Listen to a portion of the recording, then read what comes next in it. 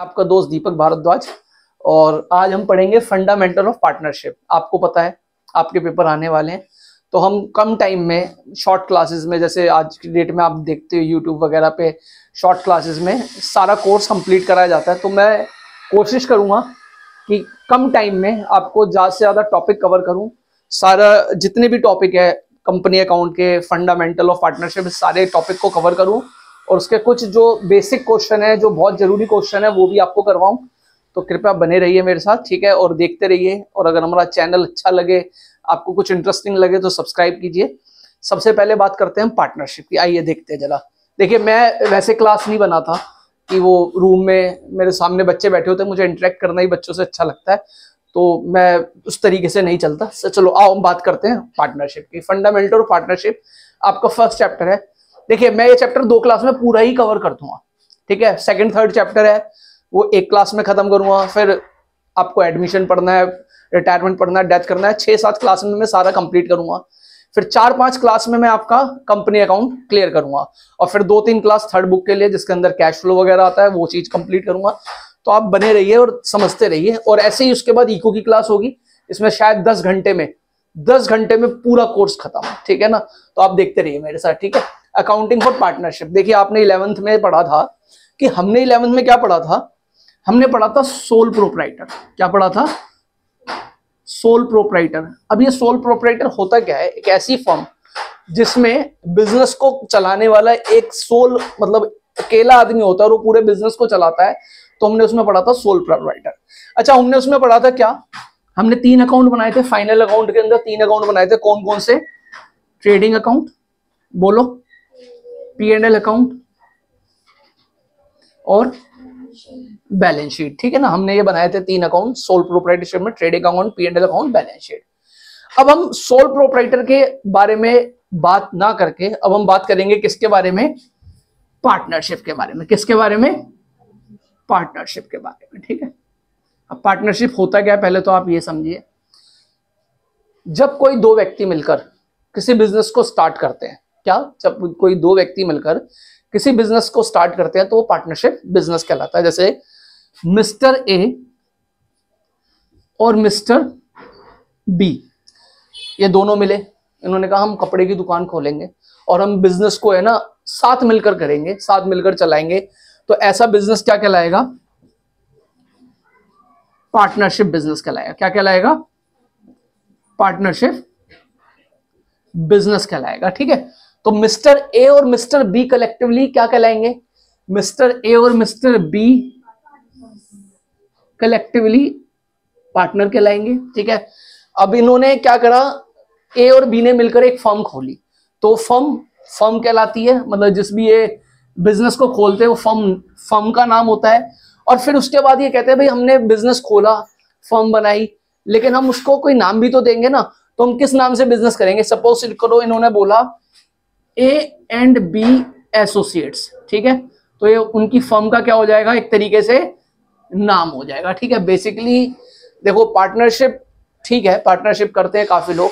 तो partnership basically 2 तरीके से करते हैं लोग। या तो ओरल करते हैं, बोलेंगे मैं और तू पार्टनर आजा, बिजनेस खोल लेते हैं और चलाते रहते हैं। अब इस तरीके के बिजनेस है ना, जो मैंने अपनी लाइफ में देखे हैं, इस तरीके के बिजनेस में ना डिस्प्यूट बहुत ज्यादा होता है, क्योंकि कुछ लिखा ही नहीं होता, कुछ रिटर्न में ही नहीं होता।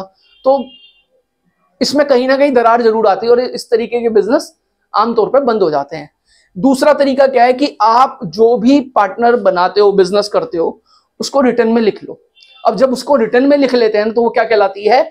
डीड कहलाती है, जिसमें आपके जो भी आपको काम करना है, कितनी सैलरी मिलेगी, कितना कमीशन मिलेगा, प्रॉफिट शेयरिंग रेशो कितनी होगी, वो सारी चीज लिखी होगी। तो अगर आप पार्टनरशिप बिजनेस करते हो तो ज्यादा अच्छा है क्या है, उसे डीड में करो, रिटर्न में करो, ओरल ना करो। क्योंकि ओरल में कोई कभी भी मुकर सकता है, डिस्प्यूट हो सकते हैं, किसी भी तरीके की प्रॉब्लम होती है। तो सबसे बढ़िया क्या है कि पार्टनरशिप रिटर्न में करो, ठीक है। आपको समझ में आया? अच्छा जी, पार्टनरशिप को डिफाइन कौन करता है? पार्टनरशिप को डिफाइन करता है partnership act 1932।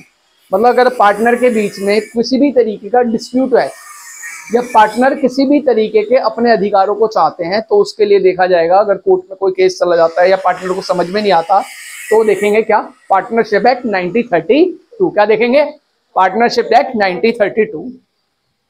Partnership is the relation between person who have agreed to share the profit of a business carried on by all or any of them acting for all. इसका मतलब क्या है कि partnership relation है दो बंदों के बीच में, दो पर्सन्स के बीच में, या तो वो सारे मिलकर बिजनेस चलाएंगे या उसमें से कोई एक व्यक्ति उसको होल सोल बना देगा, भाई तू ही बिजनेस संभाल, हम उसमें पैसा लगा देंगे, एक्टिव रहेंगे, डीएक्टिव रहेंगे, कैसे भी रहेंगे, लेकिन उस पार्टनरशिप में है तो चाहे तो सारे मिलकर बिजनेस को चला सकते हैं, तीन पार्टनर है, पूरा इनिशिएटिव ले सकते हैं, या बोले भाई तू बिजनेस को संभाल, हम पैसा लगा देंगे, इस तरीके से तू संभालता रहे और हम सारी बात करते रहेंगे। ठीक है, समझ में आया आपको? ठीक है, तो ये अब नेचर क्या है पार्टनरशिप का, लीगल व्यू पॉइंट देखो जरा। It is a not separate legal entity. अब इसका मतलब क्या होता है कि पार्टनरशिप क्या है, पार्टनरशिप एक सेपरेट लीगल एंटिटी नहीं है। इसका मतलब क्या होता है, क्या मतलब होता है कि पार्टनर बिजनेस से सेपरेट नहीं होते, उनकी मतलब एंटिटी सेपरेट नहीं होती, वो बिजनेस में ही होते हैं। लेकिन क्या है, अब लीगल व्यू पॉइंट क्या कहता है, अच्छा इसके अंदर दो व्यू पॉइंट है, लीगल और एक अकाउंटिंग। इसका मतलब क्या है कि लीगल व्यू पॉइंट में क्या कहता है, जैसे मैं बिजनेस में पार्टनर हूं, जैसे हमने सोल प्रोप्राइटर में बोला, हमने पढ़ा कि दोनों की एंटिटी बिजनेस की और मेरी अलग अलग होगी।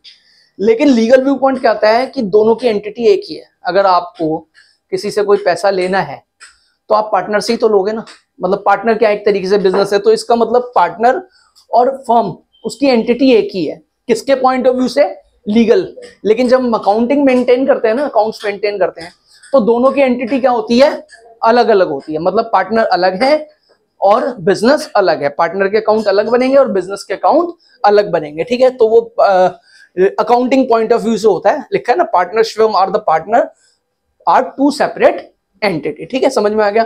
फीचर्स क्या होते हैं, एक व्यक्ति पार्टनर नहीं हो सकता, तो या दो से ज्यादा व्यक्ति पार्टनर होने चाहिए।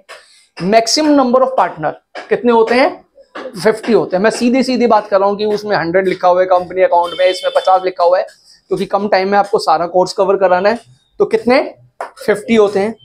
पार्टनर के बीच में क्या होना चाहिए, एग्रीमेंट होना चाहिए, और वो एग्रीमेंट ही क्या कहलाता है, डीड कहलाता है। पार्टनर जब कोई काम करते हैं तो कोई ना कोई उसके पीछे प्रपोजल होगा, वो क्या होगा, कोई बिजनेस होगा। दो व्यक्ति, इसलिए अब ये आप ये नहीं कह सकते ना कि हम दोनों मिलकर चोरी करेंगे तो हम पार्टनरशिप कहलाएगी। तो आपको अगर बिजनेस करना है किसी तरीके का लीगल, तो आप पार्टनरशिप कर सकते हैं। और उनके बीच में जो सबसे इंपॉर्टेंट चीज, प्रॉफिट शेयरिंग रेशो डीड में लिखी होगी 3:2, 5:3। और अगर कोई प्रॉफिट शेयरिंग रेशो नहीं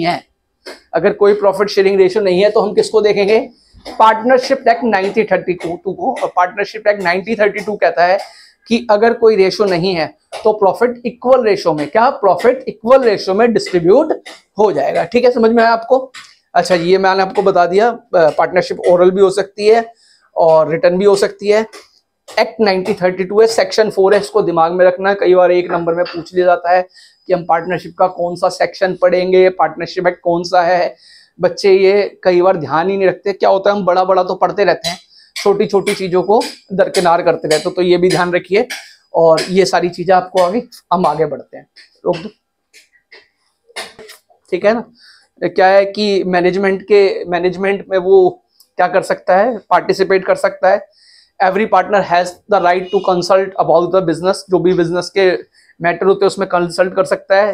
हर पार्टनर बुक्स ऑफ अकाउंट की कॉपी अपने पास रख सकता है। 1932 मैंने बता ही दिया, अगर पार्टनरशिप डीड बनी है और उसमें कोई रेशो मेंशन नहीं है तो इक्वल रेशो में डिस्ट्रीब्यूट कर सकता है।